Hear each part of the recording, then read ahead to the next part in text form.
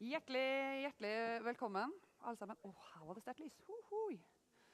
De neste 40 minuttene skal, som alle som sitter her har kommet før, er klar over, handle om noe av det som er mest spennende å følge med på i mediebransjen i dag, nemlig utviklingen blant de store digitale aktørene og innovatørene. Vi skal snakke om hvordan de jobber, hvordan lykkes de, hvordan når de sitt publikum, hva kan tradisjonelle medier lære, og kanskje litt om hva som skjer med journalistikken midt oppi det hele. Så er det kanskje litt ironisk at jeg står her som representant for det mest trauste man får, nemlig nyheter på lineært fjernsyn. Men jeg tenker at de trengte en dinosaur i rommet, sånn at alle andre kan føle seg litt mer innovativ. Hun vi skal møte nå sysler med no such thing. Nå sniker jeg inn engelsken, for vi skal snart gå over til det. Hun jobber i et av disse selskapene som er født digital, vokst opp i og med sosiale medier, og som nå også for alvor melder seg på i kampen om nyhetsformidlinger og å vinne det publikummet. Hun ble håndplukket til stillingen fra Newsweek. Og da tror jeg bare vi sier, og som sagt, hun er dansk, vi skal ta det på engelsk, fordi hun har jobbet i USA i hele sin yrkesaktive karriere. Vi trenger ikke å si at det også er en win-win-situasjon for alle nordmenn som forstår engelsk bedre enn dansk. Ta vel imot, please welcome, Louise Roug.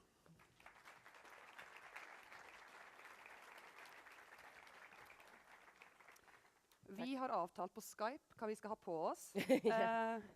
Så hvis dere lurer på hvor dere får tak i sånne gensere med sånne blusearmer og ellers svart, så kan dere komme etterpå, så skal vi svare på det. Okay, in English. Yeah. As I said, you have an impressive background as a journalist. You left Denmark some 20 years ago. You've been 10 years as staff writer for LA Times. You've covered the Middle East, the US elections, 2008. Mm-hmm. Then you were cherry-picked to Newsweek as a foreign editor. How is your job today in Mashable as a global news editor different from all the things you've done before in legacy media? I should say that, first of all, like global news editor, it means that I'm both the domestic editor and the overseas editor. So I run the coverage for everything that goes on outside the US, but also inside the US. I think you mentioned something in the introduction, which is being born digitally. And I think Mashable, as you said, it was always a digital media. And I think at the LA Times, for example, and later at Newsweek, we had to kind of retrofit existing coverage and try and learn how to migrate over to digital. When you're born digital, I think you think about stories in a different way. And I think one of the key things for us, well, there's two key things for us. It's being nimble, so being small and agile, but also being experimental and innovative. And that informs everything we do. And I have a little presentation. Yes. Let's see how we can... we say that we're a media company for the digital generation. I don't know how many of you guys follow Mashable, but we have a very nice audience. It's 42 million monthly uniques. We have 22 million followers on social platforms, Facebook being, of course, the biggest one, Twitter also being very important. It's a completely global community. One of the things that was really surprising and interesting to me coming on to Mashable was that half of the audience is American, but half of the audience is actually outside the US. We provide now 24/7 news coverage. We opened last year in Australia, in the UK. We're opening in Singapore this year. We have a partnership that we're about to launch in India, so very interesting.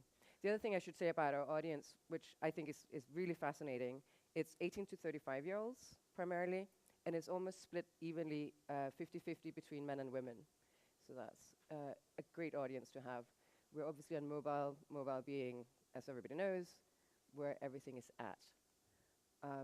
We are also, in addition to being a media company, we're a technology company. We have a development team. They've developed a really sophisticated algorithm that is basically like, you can imagine like a digital crystal ball. So when I publish a story, they can predict with an amazing accuracy how that story is going to perform. So I can look at a dashboard and I can say, okay, this story in 2 hours is going to share this many numbers. And I should say, this is an important metric for us, is sharing. We don't look so much at like how many impressions, how many clicks, but we look at how people share the content, because we are about the connected digital generation, and we're interested in how people share things with their friends and family. But this is an amazing technology that we also license out, so it's part of our revenue stream, but it's also an editorial tool.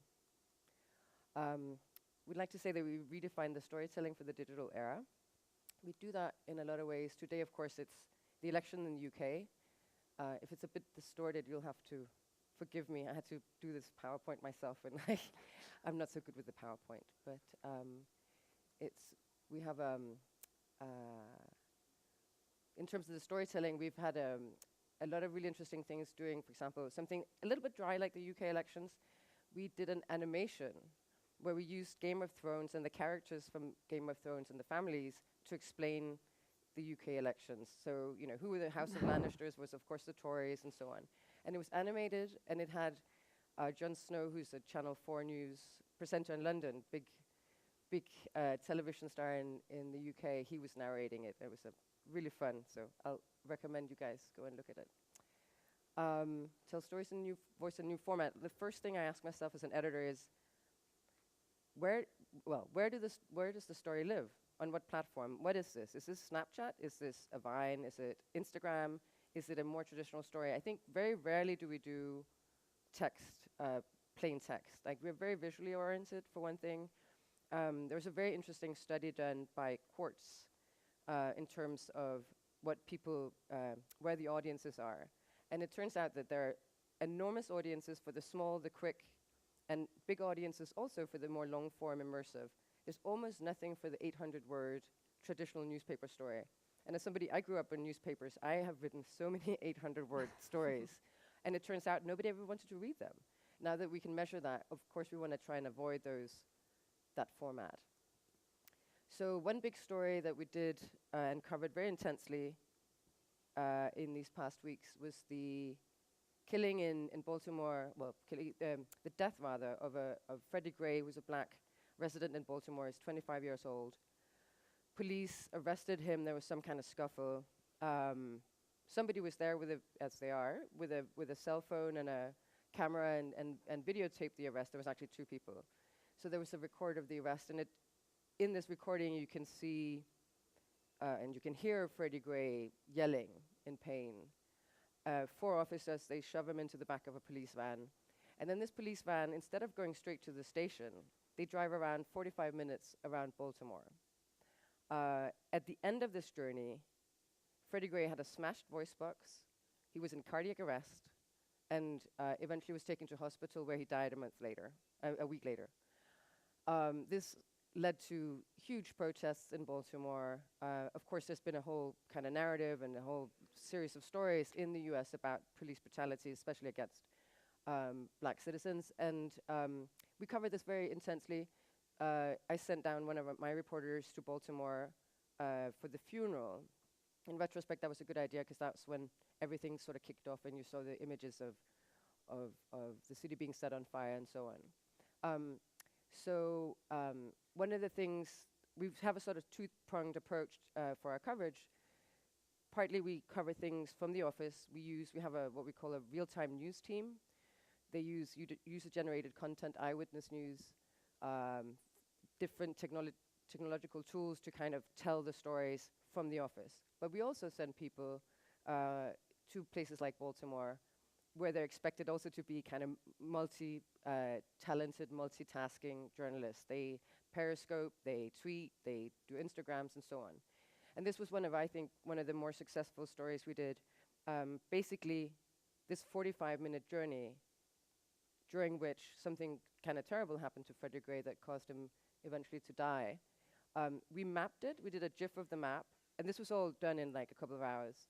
We did a GIF. We found out, okay, here were the stops. We did a GIF of the map, and then the 2 reporters who were there went to the 4 places where the van stopped, and they did videos just with their iPhones, videos on at these 4 stops and sort of did little explanations, video explanations of, okay, the van stopped here, this is what we know, so on.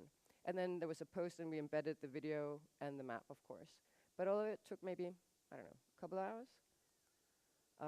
Also, forgive the distortion here, but Periscope is huge for us. We've really been there very early because God knows, Periscope could be the next big thing, and so it's important for us to be there.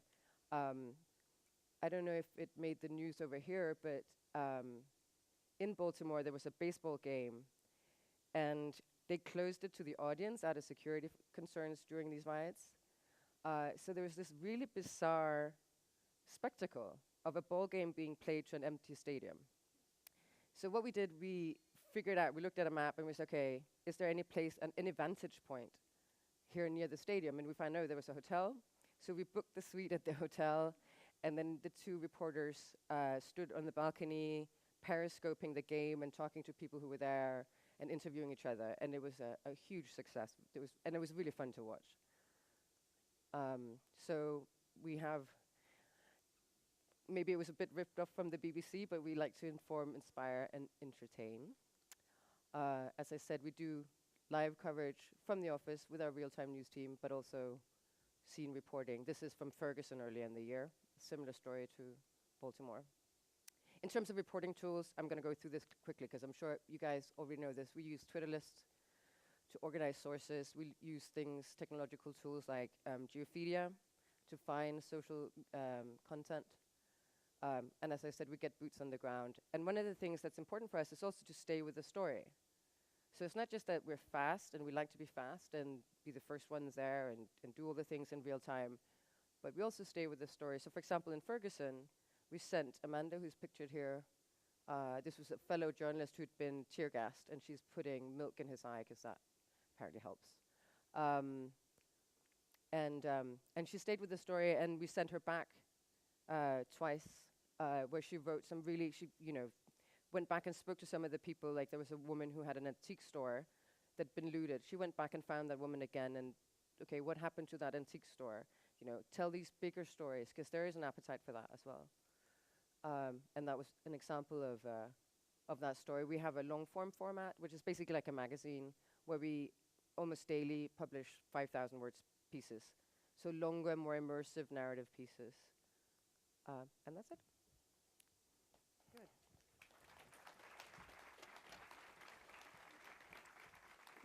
And just, I hope we have time. We would like to open up for questions from the audience at the end. But first, I'd like to start with talking a little bit more about technology, because you started out 10 years ago as a site for technology news, social media news. Yep. Now, 10 years on, you've expanded, but now you use technology in a very refined way to tell the story. So tell us about how that have merged, the technology company and the news organization. Yeah, I mean, I don't know how much you guys know about the history of Mashable, but it was started in 2005, as you said, by Pete Cashmore, who was Scottish and who was basically blogging in his parents' basement at 19. And he was always very interested in social media platforms and technology. That grew over the years, and at some point, about 2 years ago, there was a strategic decision to move into more, I don't want to say general news, but news and global news. Technology and social media is still like the bread and butter. Like, we're very interested in that, and if any time that there's a story where we can use that as an angle or lens to look at something, we do that. And I think often we see now also with news, like Baltimore, for example, well, that's a story that also plays out on the social platforms like Twitter, like Facebook. And so, I mean, I think in terms of social platforms and technology, I see it as three things. It's something we cover, right? I mean, in terms of the social media platforms, this is also where we push out our content. Like, obviously, 80% or something of our traffic comes through Twitter and Facebook. Facebook, again, of course, being the majority traffic driver. But then also, it's a reporting tool. And it's ways in which I mean, these very kind of simple things like using Twitter lists and so on. We also have more sophisticated. We use something called data miner. That's really helpful. So they're tools, but it's also something we cover, and it's also where we live in a way. So it's very. I don't think I was asked the other day about, what was most important, journalism or technology. I'm like, well, it's both. I don't even see it as. It's part of a whole. But as we talked about, you're one of the digital natives. You're born digital, and when you start covering a story with your background, how is the way you do it different from the online news of legacy media? How do you get into it? How do you choose to tell it? Yeah, I mean, I think in some ways I feel like I'm so fortunate because we don't have to retrofit things, as I mentioned earlier. Like we were born digital. We're nimble in a way that, like, if you're a legacy media like NRK, and NRK does amazing things, but if you're if you're a legacy media like NRK, it's harder to innovate because it's like, oh, there's structures and there are decision-making processes and things have to go through committee, and like, so if you're like a young journalist and you want to periscope, you want to do a great thing, it just takes time to kind of move through, get that idea through the system. I mean, my job is so easy in a way because I have one boss. It's one boss too many, but still, he's a great boss. And I go into his office and I say, hey, I want to do a animation. I want to do a cartoon. I want to do, let's periscope this. And he's like, yes, let's go. And the whole decision-making process takes 3 minutes. And so, like, I think being nimble is enormously important. And I think the big challenge for media houses and legacy brands like NRK and others is like, how do you enable innovation within a kind of rigid structure? And I think the BBC is interesting in this respect. They've been very good about allowing for innovation to happen within the organization. And it's a little bit, and this is a good Danish word, angstprovokerende.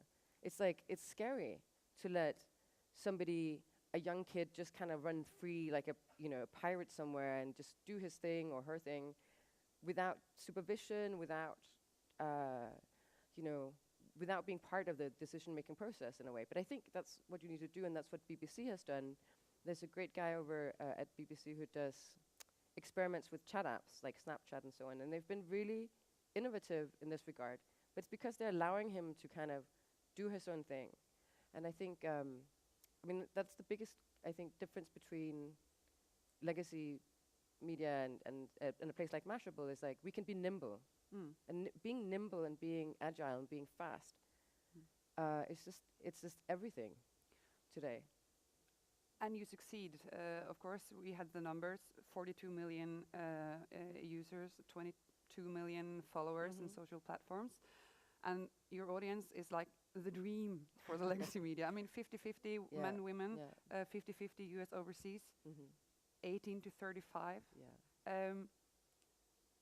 Where do you find them? How do you find them? How do you interact with them? And also, how do you keep them as they change their habits constantly? I mean, it's a good question. I think, so for one thing, our newsroom, I'm like the oldest person by a good 10 years, which is, I don't know, it's a blessing and a challenge sometimes. But the medium age of the newsroom is maybe 28.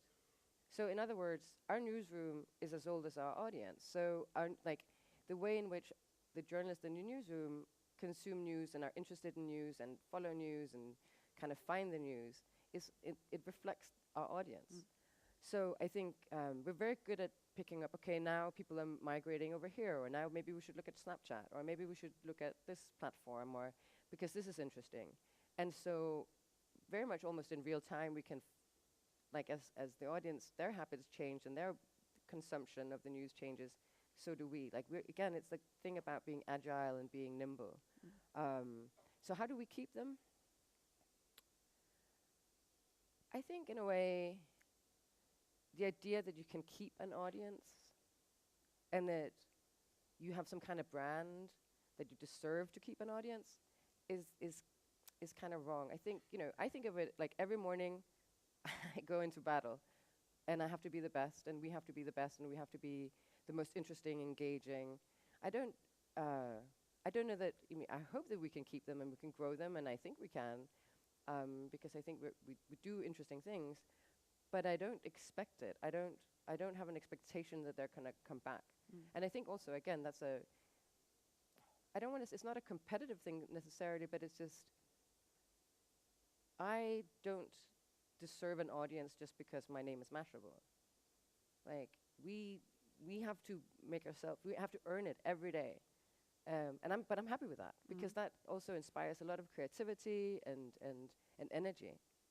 But what you're saying is that innovation and speed of innovation kind of comes natural to you. I think maybe people in the audience would be quite envious about that because in legacy media you have to think in reorganizing to get ahead, and then you've already moved 2 steps forward, and we're always kind of behind.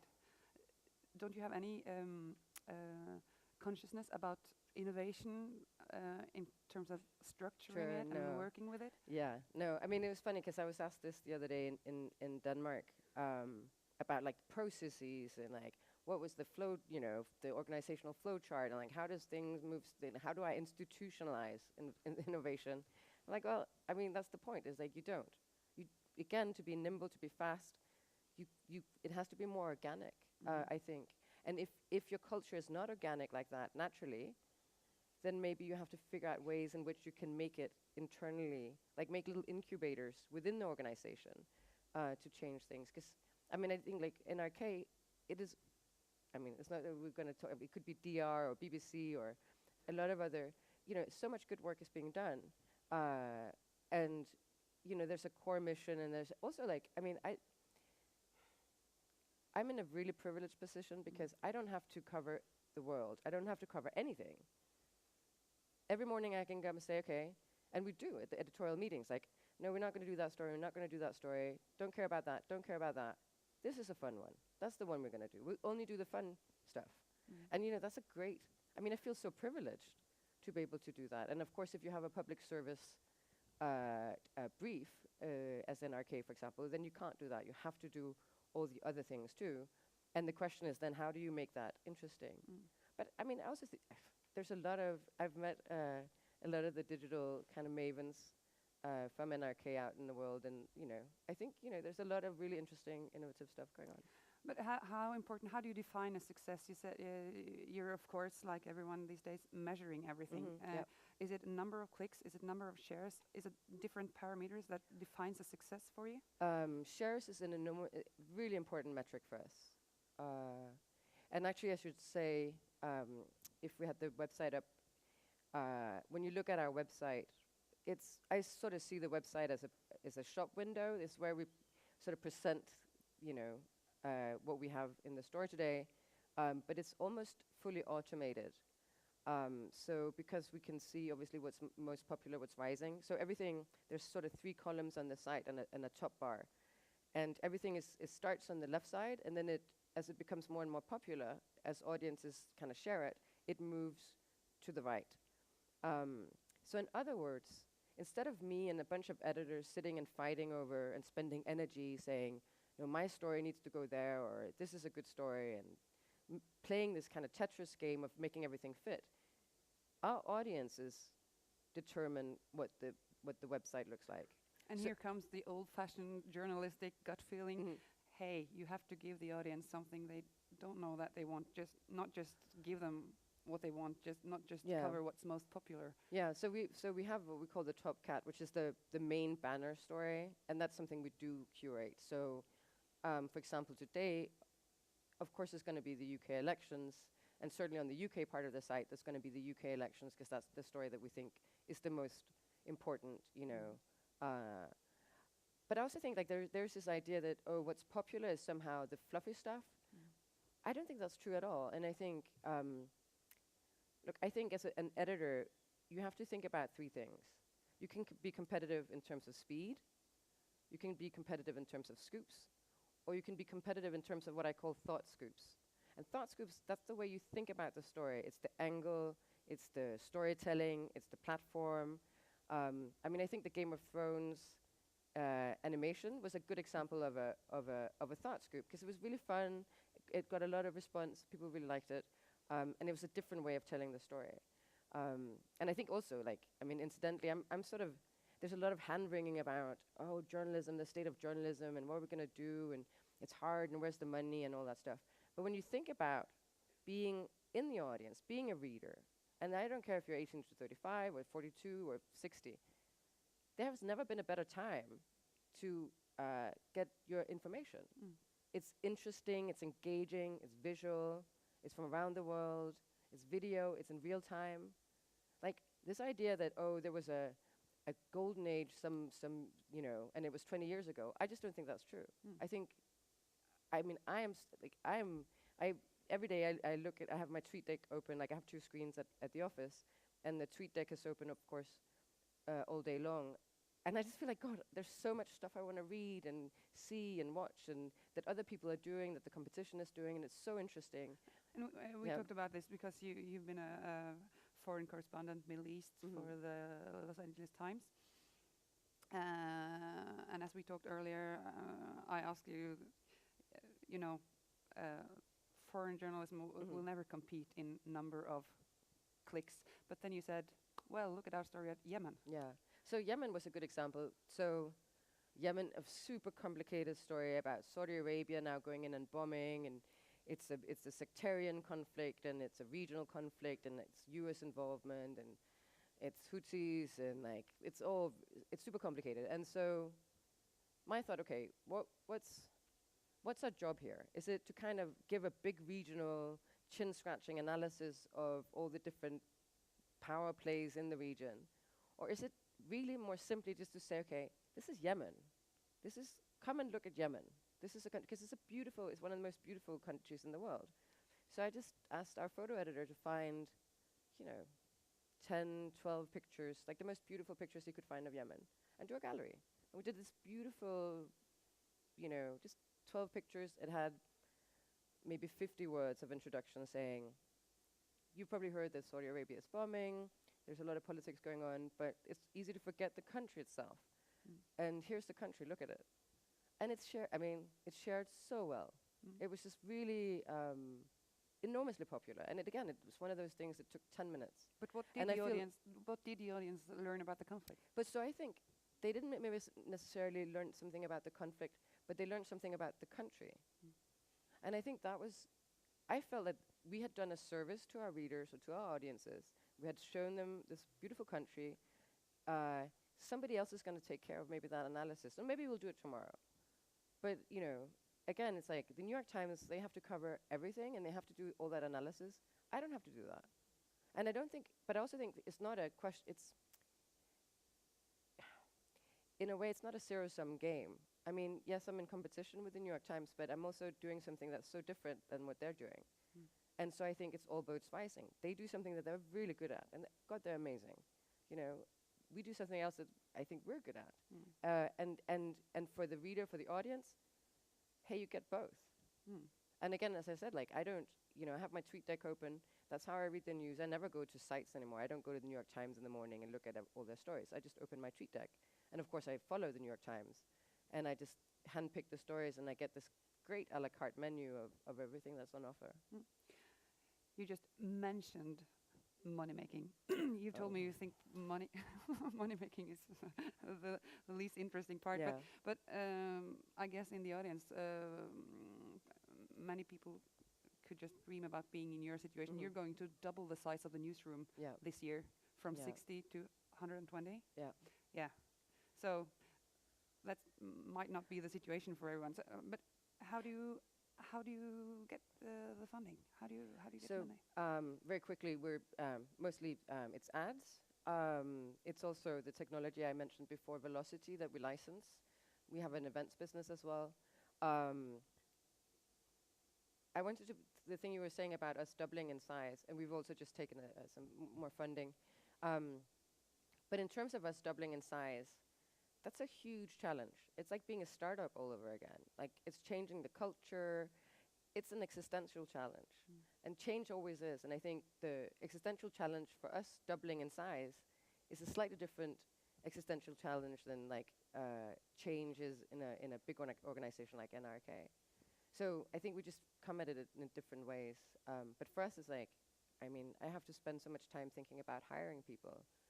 And again, going back to our coverage, like the kind of multi-talented, I kind of refer to them as unicorns, because they have to be able to do so much. Like they have to be able to broadcast and write and tweet and do all that stuff, you know, and no sleep. And it's a lot that we ask. I mean, we had these guys in Baltimore for like almost 10 days, and on 3 hours of sleep, they were. I mean, we sent them down, and they had like each had at least 2 cameras, so that they could periscope with one and tweet on the other. And you know, it was really tough, and it was a tough environment. A lot of journalists were assaulted, and our one of our journalists, he had his iPhone stolen, and was almost sort of a gang came after him with a crowbar and tried to assault him.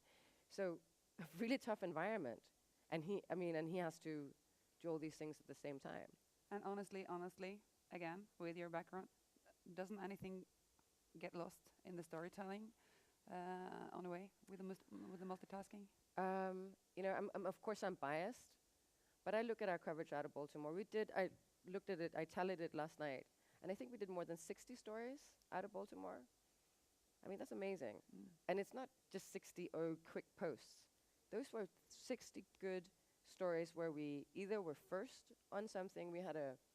It was great on very interesting news day last Friday when the prosecutor then charged these police officers with murder.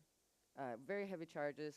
Normally there has been no kind of prosecution of officers in these kinds of types of violence. So there was a huge outpouring of relief, I think, in Baltimore and celebration, and we were there to capture that. But we also had, within an hour, I think, we had a story up about who is this prosecutor. She's 35 years old, a black woman. Her whole family is, you know, she comes from a family of police officers. Just a fascinating woman. And she gave this press conference that we were all like, we're sitting there, we're like, wow, who's this woman? So we do the story, and it was up within an hour. I saw like maybe the next day the New York Times had it. And like our story, I would hold that up to the New York Times story any day. So I think it's not an either, for us it's not an either or proposition. We do the explanatory, the big narratives, the things when we think that that's needed, and that's the best way to tell the story. But we also do the fast and the quick when we think that's the best way to go as well. I look at the watch. 7 minutes left. I think we're soon going to open up for questions. Just one last thing, because as we said, you're a young company, started out 2005, and had maybe kind of a geeky audience. As you expand, aren't you afraid to disappoint the people who loved you originally, who maybe are the ones that give you the most important credibility? I mean, okay, for one thing, I would never describe our audience as geeky. No, it's a kind of positive way. No, I get it. I think, look, I think change is always, I mean, it's always a challenge. For one thing, we haven't lost audience. We've only built audience. Again, it's not like we're covering news now instead of technology. We're covering in addition to, and we're covering it also in the way of like, how is technology changing the world? When you look at these demonstrations, like how is technology and social platforms used by protesters and so on? I mean, so I don't see it, it's not an either or proposition. It's like, for our audience, there's still that great, you know, those great product reviews and those like interesting things about, you know, personalities and you know, technology and all that. But, you know, when a Google exec dies on the Himalayas in what happened in Nepal recently, like we're all over that story. And, you know, I think it's both. I mean, I think it's not, I don't think that we're like taking anything away from our original mission. We're just adding to it. So, good. Questions? I have kind of the light in my eyes. Is there In English or in Danish? Yeah. You choose. Is there a mic? Is there a mic maybe, or yeah? Hi. Hi. I have a question. You said that one of your advantages was the short decision-making process. A part of that normally is to decide whether or not to publish. Huh. How do you do that in 3 minutes? It's easy. Yes. No. I don't know. I mean, what were you thinking of? Like, what you wouldn't publish, or is there a specific? No, I think just like tomorrow, one of the sessions is where we are all to be involved in whether or not this is the right thing to publish, or how you should do that ethically. And I'm wondering, with such a short time, how do you do the considerations? Well, I mean, it's not. Look, I don't want to say that every decision is made in 3 minutes, but you know, a lot of decisions every day are fast decisions. But for example, like with Charlie Hebdo, I'm just trying to think of something that could be controversial. You know, we had to think about that. Like, do we show the cartoons or not? What do we? And of course, that's not a 3-minute decision. And you know, I want to say, like, my boss is Jim Roberts. He comes from the New York Times. He was 30 years at the New York Times. You know, the managing editor also comes from the New York Times. And there's a real deep bench of people who have more legacy media traditional experience and who've, you know, wrestled with these issues before. I think about ethics all the time. I think about also safety a lot. I mean, before I sent these guys to Baltimore, we had a very serious conversation about, you're not going to go to the front of the thing. You're not going to be in the middle of it, because I mean, also you're no good to me if you're hurt. So it's like, I mean, it's just a practical thing. But no, I kid. But it's like, I do think it's really important to think about safety. And I also think just because we do social media, or we get social media content, or let's say that, for example, there's a group called Raqqa is being slaughtered silently. It's a Twitter. They publish a lot of things on Twitter, and they're in Raqqa, and so they do a lot about ISIS. So they might upload something, and it's important to remember, well, you gotta like scrub that of metadata, because there could be like geolocations on there that some people could pick up, and then you're putting people in danger. You have to think about those things. So safety and ethics, it's stuff we think about all the time. I mean, in that way, we're no different than any other newsroom. I don't know if that.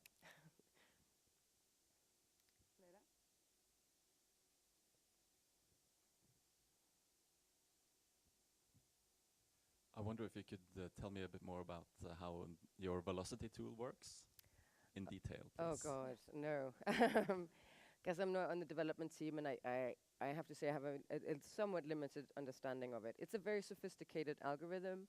It just because it scours the web, and it just pulls in so many data points from so many millions of sites, and it basically it allows it to kind of predict what the trajectory of a story is. So how it'll, and it does that with very sophisticated sort of mathematical modeling. I think that's like as good as I can explain it. How do you use it in your everyday work?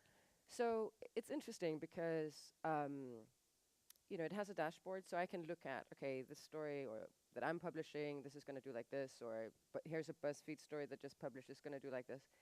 And so I can incorporate it, and we do in parts of the newsroom use it like that. I personally, I use that, but I also use my gut. I mean, you know, my sort of journalistic instincts are also something that over so many years, it's kind of a velocity tool as well. I mean, you kind of know, if you've been in the business for a long time, you kind of know, okay, this is going to be a great story. This is going to share really well. So we have at Mashable, we have a philosophy, which is let the machines do what the machines are best at, and let the humans do what the humans are best at. And I think when we really kind of sort of really do well, and like when I'm sort of the most, when everything is just like really, when we're cooking with gas, as you say, it's when you have the human creativity and the packaging, like a great headline and a fantastic photo with something where we use like technological tool, for example. So you have the kind of the best of the machines and the best of the humans. I think that's like what we aspire to. Hello. Do you have journalists all over the world? So good question. We have, as I mentioned before, we have offices in the UK and in Australia. We're opening in Asia and India. So obviously there are journalists there. We have one rowing correspondent. He's been in the in Ukraine a lot. Has done terrific, really amazing, very competitive coverage out of the Ukraine and the conflict there. But no, we don't have bureaus as such. You know, I have a bunch of freelancers who I go to, who I trust, who do amazing things. We've done amazing kind of magazine-style stories out of northern Iraq when you had the ISIS come in and capture a bunch of women and send them into slavery and sell them into slavery. And we did some great coverage on that. And we will do that. We will reach out to freelancers. But again, because, you know, we don't have to cover the UK or the EU or anything like that. You know, we can do a much more ad hoc approach where we take, okay, here's a story. So we find the right person to cover it and we match it and off you go. It's, again, that thing about being nimble. If this was a TV show, no one would hear what we said now because we yeah. One last question here and then... Thank you for listening to you. It's really interesting to hear you talk. You were talking about this being first. Everyone wants to be first, right? Yeah. So how is your experience with other medias, the more traditional medias, following up your stories? Mm-hmm. Thank you. Well, what do they say? That imitation is the greatest, you know, form of flattery. I think like when I see somebody, and it happens, even the New York Times kind of copying a story that we've done, I just feel like that's great. We did something right, like, you know. But also, like, we're inspired by other people as well. Like, when the Nepal story, when the disaster struck in Nepal recently, reportedly, which is a really interesting, I don't even know what to call them, like a group of journalists working. They don't even have well, they have a website, but they don't really have a platform. They exist mostly on social media. They took a Google Earth tour of the area that had been devastated, and then they narrated it and created a video. So it was a virtual tour of the devastation and what had happened. I just thought that was so smart. I'm gonna do that next time. Like I have no shame. I'm gonna steal that idea. And I think, I mean, that's a really interesting thing. So that we go to all these conferences, we talk to each other, and there's a sharing that I think is great of tips, of approaches, of angles, of like, here's how you can do it. Have you thought about? I went to a conference where a woman from the Wall Street Journal, she took notes of all the panels, and then she created a Google Doc and made it available to everybody. And I thought, thanks for like doing all the work for me. How wonderful, like that somebody would do that. So I think there's a real sharing, and I think, you know, nobody's figured everything out, but it's great to take inspiration from each other, and it flows in all ways, you know. So yeah. Sharing is caring. It That's is. a good way to end this session. Okay. Thank you so much. It's been really inspiring to listen to you. Okay. Thank Thanks a you lot. to the audience Yeah. for many questions. Thank you.